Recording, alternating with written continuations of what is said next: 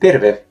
Olen metsätilojen välittäjä Jussi Salomäki ja kerron seuraavaksi, miten myyjä allekirjoittaa kauppakirjan Maanmittauslaitoksen sähköisessä kiinteistökaupassa.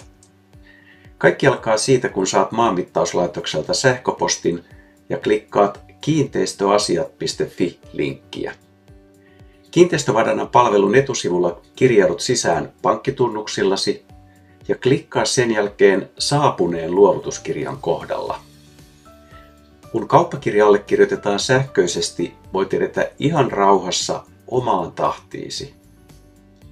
Tarkista tässä vaiheessa kauppakirja ja että se on sovitun mukainen.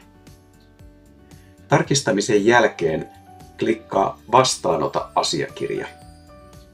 Tässä vaiheessa myös ostaja saa linkin sähköiseen kiinteistökauppaan ja pääsee tarkistamaan ja myöhemmin myös allekirjoittamaan kauppakirjan omasta puolestaan.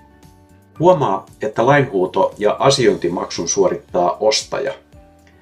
Rekisteriotteet ovat kauppakirjan liitteenä valmiina, niitä ei enää tässä vaiheessa tarvitse ostaa. Nyt kaikki on valmista allekirjoitettavaksi ja sen jälkeen sinun osuutesi on tehty. Kiitos ohjeiden seuraamisesta.